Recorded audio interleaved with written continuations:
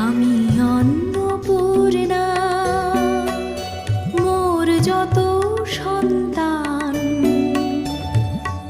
আমার নিকটে তারা সকলে সমান।